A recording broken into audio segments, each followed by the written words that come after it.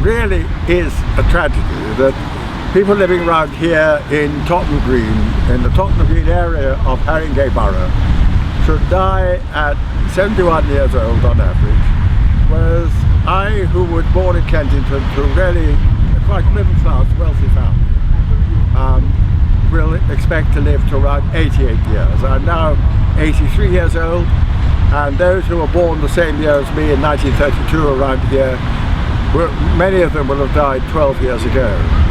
Now this is something that just simply cannot be left alone. The scientists have known this now for a long time, but the governments have paid no attention to it. The tendency in central government is for the poor to be blamed for their poverty. That is an attitude of mine which we've got to sort out, and there's got to be policies which will reduce that scandalous 17-year difference in expectation of life between rich and poor areas.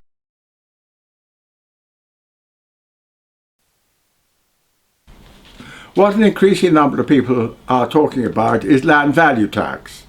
There is an outfit called the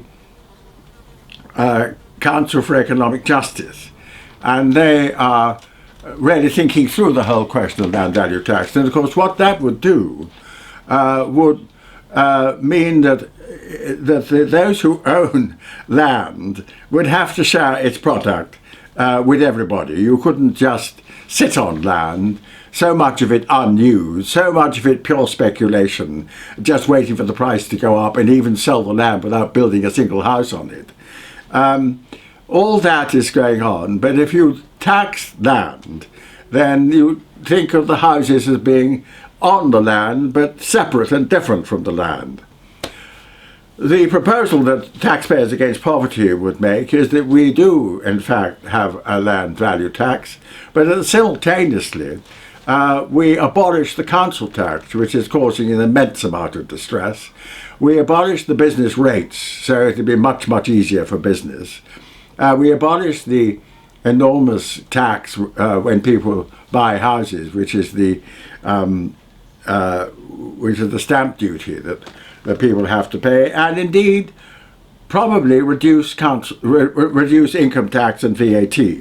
But it would need to be fed in a manner which enables the Treasury to live. But the point, of course, is that everybody will be contributing from their wealth to the way the government is financed.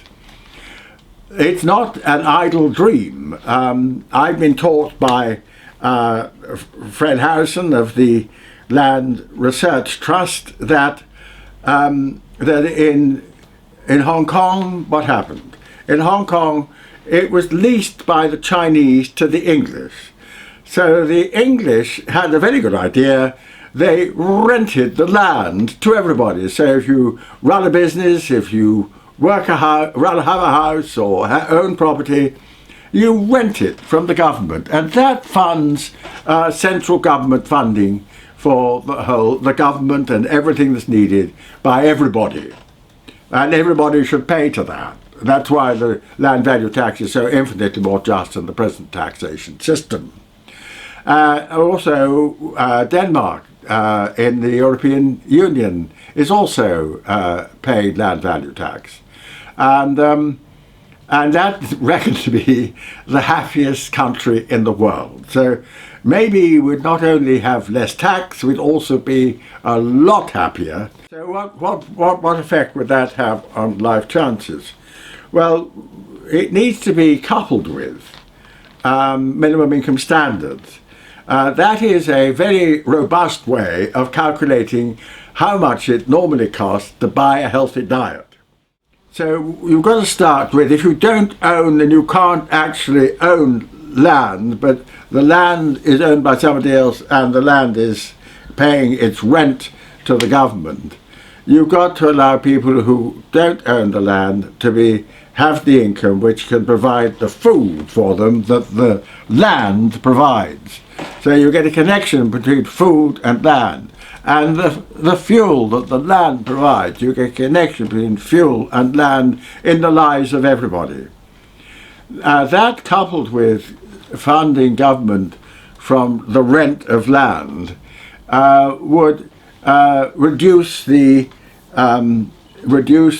inequalities in in health would mean that people, those two exercises would mean that people would live longer because they'd have enough to live on. And I can't see anything wrong with that. I can't see why government shouldn't set about it. There is what government will say about that, of course, is that if you give the people who are unemployed too much income, there is something called the moral hazard. And the moral hazard in the minds of economists is that if you are unemployed and your income is too high, why go to work? Well, there's another point about that. The moral hazard is completely eliminated by the incomes which are now provided to people who are unemployed. And there is a strange feeling, a strange belief, that if you sanction people and make them hungry, they are more likely to go to work. Well, in fact, it doesn't work like that. It makes people ill, it makes people misery, it makes people totally unfit for work.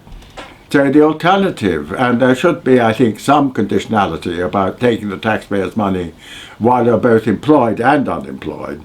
The alternative that I would like to see, or Taxpayers Against Poverty would like to see, is that people have enough income to live on when they are unemployed to keep them healthy so that they are ready to be employed. I did my national service for 2 years and we did nothing. We didn't actually do what armies are employed for, which is to fight wars. There were no wars.